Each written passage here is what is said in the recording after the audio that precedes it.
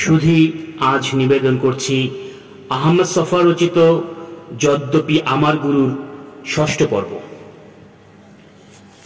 সালমান রুশদির লেখা ইংরেজি উপন্যাস মিডনাইট চিলড্রেন্স ঢাকার বাজারে এসেছে।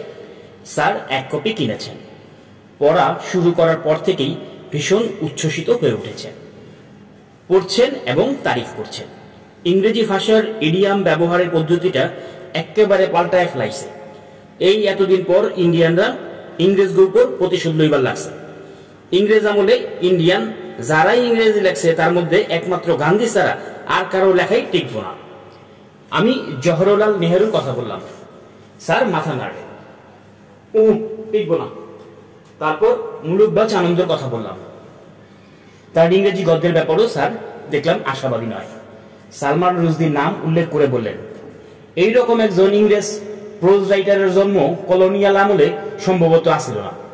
ওইরা ইংরেজদেরও নৈরা সৈরা বইতে হইব। সালমান রুশদির উপন্যাস নিয়ে যতখানি উচ্ছ্বাস প্রকাশ করলেন, অন্য কোনো লেখকের উপন্যাস সম্পর্কে স্যারকে অতটা মুখর হতে দেখিনি। স্যার কয়েকদিন পর মফিদুল হকের বইয়ের দোকান জাতীয় সাহিত্য প্রকাশনীতে ঘন ঘন যাতায়াত করতেন। আমার কৌতূহল জাগল, তাই একদিন জিজ্ঞেস করলাম, স্যার আপনাকে ঘন ঘন মফিদুলের দোকানে যাওয়া আসা করতে দেখছি, নতুন বই আসার সম্ভাবনা আছে নাকি? স্যার বললেন, মফিদুল আমারে 2 খণ্ড হরিচরণ বন্দ্যোপাধ্যায়ের বাংলা অভিধান আইনা দেওয়ানের কথা দিচ্ছে। অভিধানটা আইলো কিনা খবর লইবার যাই। একদিন সত্যি স্যার অভিধান 2 খণ্ড নিয়ে বাড়িতে ফিরলেন। তারপর দেখা গেল সেট থেকে আরো 5-7টা অভিধান নামিয়ে এনে হরিচরণের অভিধানের সঙ্গে মিলিয়ে মিলিয়ে দেখছেন। স্যারের নিবিষ্ট অভিধান চর্চা দেখে আমার কেমন জানি মনে হতে লাগলো স্যার নিজেই একটা অভিধান রচনা করে বসে যাবেন। কিছুদিনের মধ্যে দেখলাম অভিধান দুটো সেলফে চলে গেছে। স্যার অন্য বই নিয়ে ব্যস্ত হয়ে পড়েছেন। অনেক দিন পরের ঘটনা, তবু এখানে বলে ফেলি। কবি সমর সেন মারা গেছেন। সমর সেন তরুণ বয়সে কবি খ্যাতি অর্জন করেছিলেন। পত্রিকায় ঘোষণা দিয়ে তিনি কবিতা লেখা বন্ধ করে দিয়েছিলেন। মৃত্যুর পূর্ব পর্যন্ত ফ্রন্টিয়ার নামে একটি সাপ্তাহিক ইংরেজি পত্রিকা সম্পাদনা করে গেছেন। মতামতের ব্যাপারে সমরবাবু কারো সঙ্গে আপোষ করেনি। তার জন্য তাকে কম বিড়ম্বনা সহ্য করতে হয়নি। সমরবাবুর মৃত্যুর পর তার উপর তার গুণমুগ্ধ বন্ধু বান্ধবেরা একটি সংকলন গ্রন্থ প্রকাশ করেন। সমর সেনের পুরনো লেখাগুলো একটি গ্রন্থে প্রকাশিত হয়েছে। তাছাড়া সমর সেনের আত্মজৈবনিক রচনা বাবু বৃত্তান্ত বইটিও তিনি কিনে এনেছেন। কয়েকদিন দেখলাম স্যার খুব মনোযোগ দিয়ে সমরবাবুর লেখা তার উপর লিখিত রচনাগুলো পড়ছেন। এবার স্যারের বাড়িতে যেতে কিছুদিন দেরি হলো। মাঝখানে অসুখে পড়েছিলাম। স্যার আমাকে দেখা মাত্রই সমর সেনের নিজের লেখা এবং তার উপর লেখা বই সেট থেকে এনে টেবিলে রাখলেন। আমার দিকে তাকিয়ে জিজ্ঞেস করলেন, আপনি সমর সেনের লেখা পড়ছেন? আমি বললাম, কবিতা তো অবশ্য পড়েছি অনেক আগে, সাম্প্রতিক সময়ে প্রকাশিত বাবু বৃত্তান্ত এই সবে শেষ করেছি। স্যার বললেন, 28-29 বছর বয়সের পর এই ভদ্রলোক আর বাংলা ভাষার কিছুই লেখেন নাই। যে বয়সে সমর সেন বাংলা লেখা চাচ্ছেন, ওই বয়সে রবীন্দ্রনাথের লেখার সঙ্গে মিলাইয়া দেখবেন, কোনো তুলনা চলব না।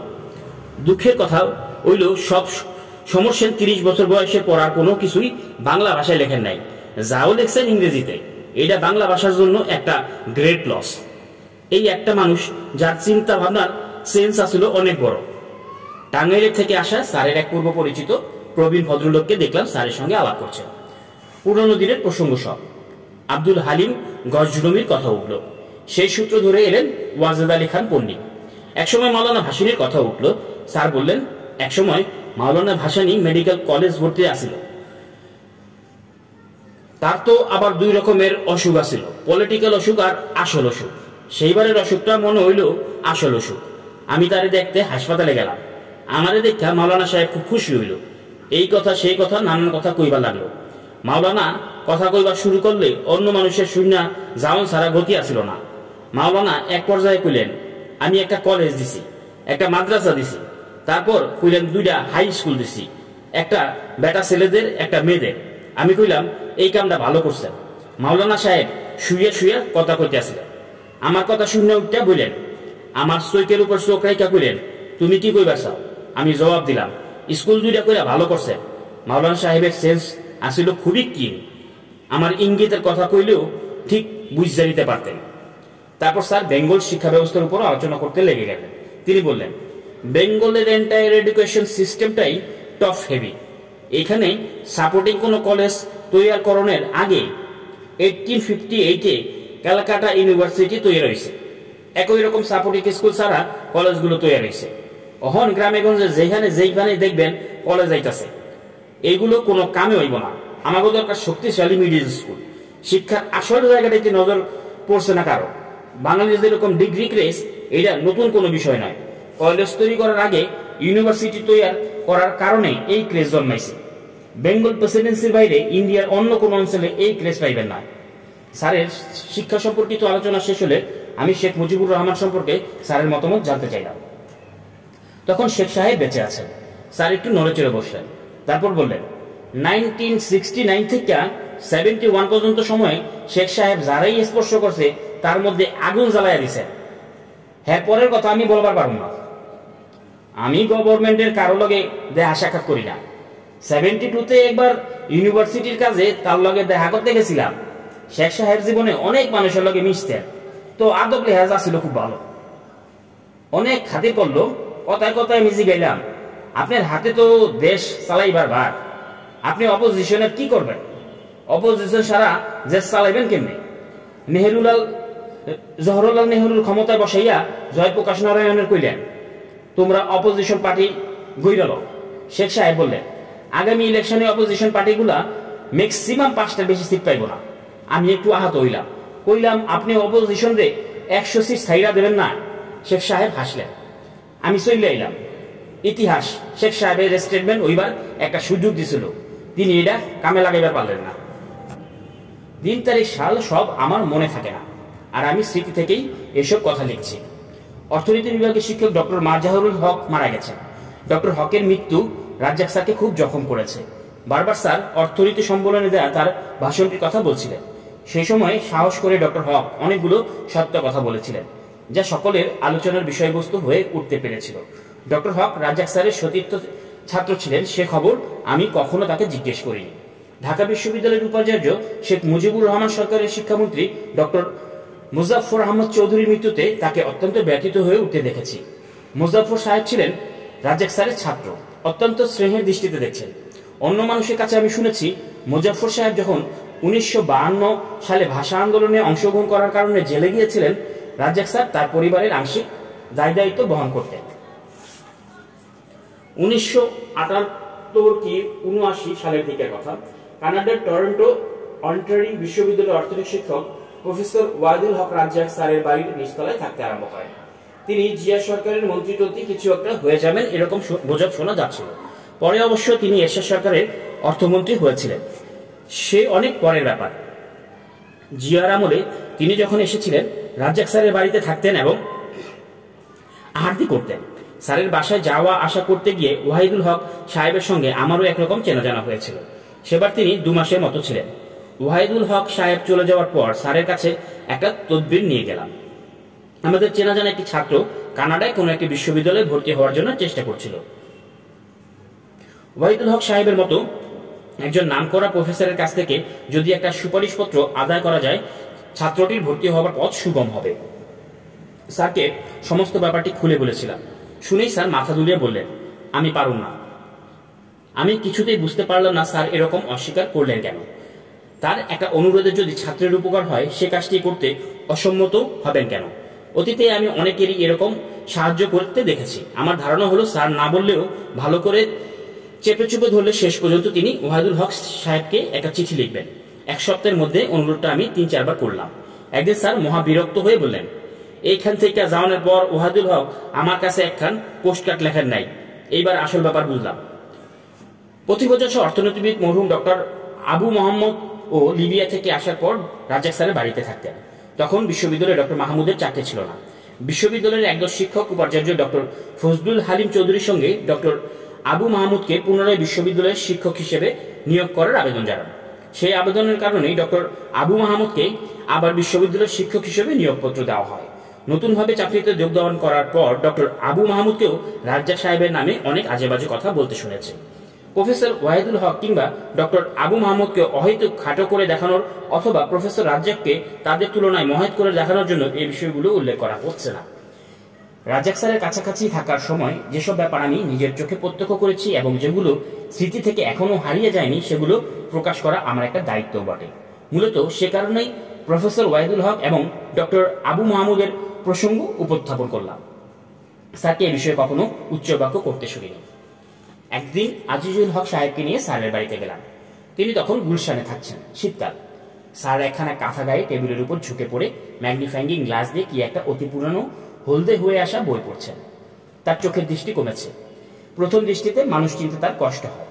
কণ্ঠস্বর শুনেই আজিজুল হক সাহেব খুব কাছে গিয়ে স্যারকে বললেন, মনে হচ্ছে স্যার অত্যন্ত জরুরি কিছু তালাশ করছেন। স্যার চিরাচরিত সেই হাসিটা হাসলেন, একটুখানি ব্যস্ত সমস্ত হয়ে উঠে বললেন, বয়েন। তারপর চেয়ার হাতড়াতে লাগলেন। আজিজুল হক সাহেব বললেন, স্যার আপনার পেরেশান হওয়ার প্রয়োজন নাই, এই যে চেয়ার আছে, বসতেছে। আমরা যখন বসলাম আজিজুল হক সাহেব রসিকতা করে বললেন, যেভাবে কাঁথা কুথা গায়ে লাগাইছেন মনে হয় স্যারের খুব শীত লাগতেছে। স্যার কবুল করলেন, হ্যাঁ শীত একটু লাগছে। অহন কি খাইবেন কন?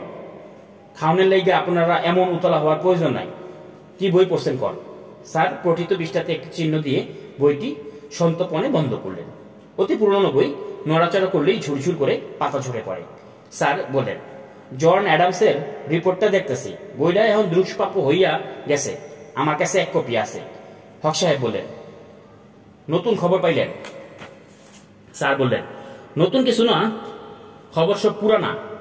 বেঙ্গলের সবচাইতে মিসফরচুন ব্যাপার হইল, এইখানে সাপোর্টিং কলেজ আমাদের আগে ইউনিভার্সিটি ওয়ার আইছে, আর মিডল স্কুল তৈরি করবার আগে কলেজ বানাইছে।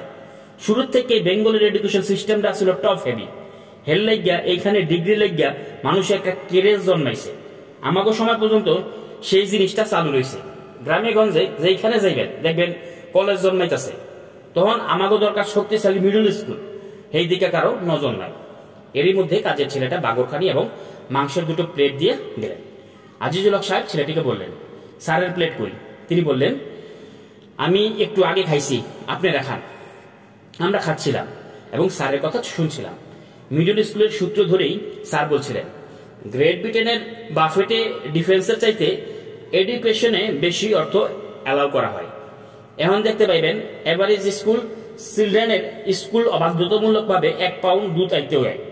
হেল লাইগা এভারেজ স্কুল চিলড্রেনের health much better than was is the time of empire.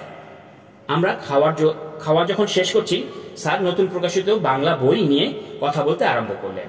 Amalesh ত্রিপাঠীর ভারতের জাতীয় কংগ্রেস পার্টির ইতিহাস বইটি সবে প্রকাশিত হয়েছে। ভদ্রলোক কিছুদিন আগে বাংলাদেশে এসেছিলেন। সে সময় তার ছেলে বাংলাদেশের ভারতের ডেপুটি হাই কমিশনার ছিলেন। অমলেশ বাবুকে বাংলা একাডেমির তরফ থেকে একটি সংবর্ধনা দেওয়া হয়েছিল। ওটা বোধহয় কূটনৈতিক গুরুত্বের কারণেই দেওয়া হয়েছিল। হক সাহেব জিজ্ঞেস করলেন, কেমন লাগলো ত্রিপাঠীর বই? স্যার মুখের একটা বিশেষ ভঙ্গি করে বললেন, এক্কেরে মন গড়া সব কথা লেখা তুইছে।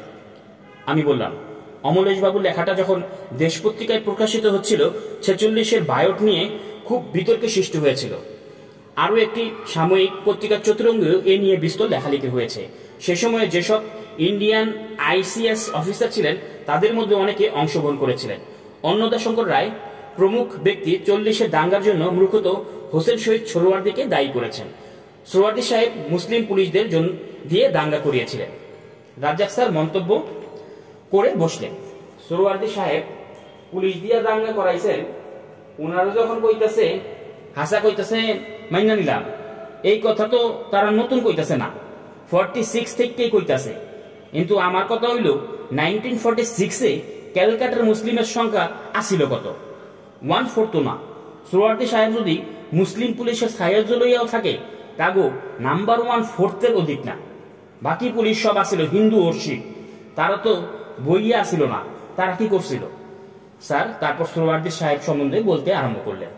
সোহরাওয়ার্দী সাহেব নামে আসিল মুসলিম এবং মুসলিম লীগার। তার খাওয়ন উঠা বসা সব আসিল হিন্দু ভদ্রলোকের সাথে। বিধান রায়, শরৎ বসু এইসব মানুষদের সঙ্গে তিনি চলাফেরা করতেন। তার পার্সোনাল ফ্রেন্ডদের অনেকেই আসিল হিন্দু। যতবারই রাজ্জাক স্যার সোহরাওয়ার্দীর প্রসঙ্গ উত্থাপন করছেন, মনে করিয়ে দিতে ভুল করেননি সোহরাওয়ার্দীর টাইটেলটা নকল, একেবারে তার পুনরাবৃত্তি করলেন। তারপর সোহরাওয়ার্দী সম্পর্কে আরো কিছু মজার গহন সংবাদ পরিবেশন করলেন। আমি বারবার জানতে চাইছি সোহরাওয়ার্দী সাহেবের আসল প্রফেশনটা কি ছিল? স্যার আমি বললাম, উনি তো লয়ার ছিলেন। স্যার হাসলেন, এটা তো মাইসে জানে, কিন্তু তিনি প্র্যাকটিস করতেন না। আমি মিনা পেশোয়ারির নামটা উচ্চারণ করলাম। স্যার বললেন, স্পেসিফিক নামটা কইবার পারুন না, আকাশে সরসরে রোদ উঠছে। তিনি গায়ের থেকে কাঁথাটা খুলে চেয়ারে রাখলেন, তারপর হুকোর নলটা তুলে নিয়ে টানতে আরম্ভ করলেন। আজিজুল হক সাহেব বললেন, স্যার আপনি যে হুকা টানতেছেন, কলকিতে তো তামুক দেওয়া নাই। স্যার বললেন, আইসকাল এরমি ডাক্তার তামুক একেবারে না করছে, যখন ইচ্ছা হয় এমনি দুই একটা টান দিয়া দেখি আর কি। কথায় কথায় ভারতে প্রসঙ্গ উঠল। স্যার 1947 সালে আমেরিকা থেকে প্রকাশিত লাইফ ম্যাগাজিনের একটা কভারের কথা বললেন। এইবার লাইফ ম্যাগাজিন ইন্ডিয়া ইন্ডিপেন্ডেন্সের উপরে একটা কভার স্টু করছিল। অগ্নিহোত্র অনুষ্ঠানে নেহরু খালি গায়ে বৈশা মন্ত্র পড়ছেন, তারে গিরা বইয়া আছেন শিল্পমন্ত্রী বেদির চারপাশে। বেদির থেকে দূরে খাড়াইয়া আছে দুইটা মানুষ, আম্বেদকর আর মাওলানা আবুল কালাম আজাদ। অনুষ্ঠানটা হইতাছে বেদের নিয়ম অনুসারে, সেখানে অহিন্দুর থাকনের পারমিশন নাই। লাইভ ম্যাগাজিন একটা মজার ক্যাপশন দিছিল, birth of a secular test. Maulana Abul Kalam আজাদের প্রসঙ্গ ওঠায় রাজ্জাক স্যার মন্তব্য করলেন, মাওলানার সত্য কথা বলার অভ্যাস ছিল খুব কম, and he was A কনজিটাল liar. তর্জুমানুল কোরআন যে বইটা মাওলানা লিখছেন ইন্ডিয়াতে, সেইটারে মাওলানার মস্ত কীর্তি বইলা দেখানো হয়। আবার ওয়ার্ল্ডের কোনো জায়গায় কোথাও এই বইয়ের কোনো মেনশন নাই। আরবরা ইন্ডিয়াতে লেখা যেই কটা বইয়ের উপর গুরুত্ব দিয়ে থাকে, এইটা হইল ফাতোয়ায়ে আলমগিরি। তারপর রাজ্জাক স্যার আধুনিক ভারতের ভাষা সমস্যার দিকে আমাদের দৃষ্টি আকর্ষণ করে বললেন, আজকাল ইন্ডিয়ান এডুকেটেড মানুষটা যে ভাষায় পরস্পরের লগে কমিউনিকেট করে, এটা কোনো ইন্ডিয়ান ল্যাঙ্গুয়েজ না। তারা ইংরেজি মাধ্যমে পরস্পরের সঙ্গে সংযোগ রক্ষা করে। ব্রিটিশের চাইল্ডরা যাইবার 50 বছর পরেও যারা এই লিঙ্গুয়া ফ্র্যাঙ্কা তৈরি করতে পারে নাই, তারা একযোগে থাকবো কি কইরা আমি তো চিন্তা কইবার পারি না। রাজ্জাক স্যার তার স্কুল জীবনের স্মৃতিস্মরণ করতে আরম্ভ করলেন। আমার বাবা ছিল পুলিশ অফিসার, বদলির চাকরি। তিনি বহরমপুরে পোস্টিং পাইলেন। আমরা 3 ভাই বোন বহরমপুর স্কুলে আইসা ভর্তি হইলাম।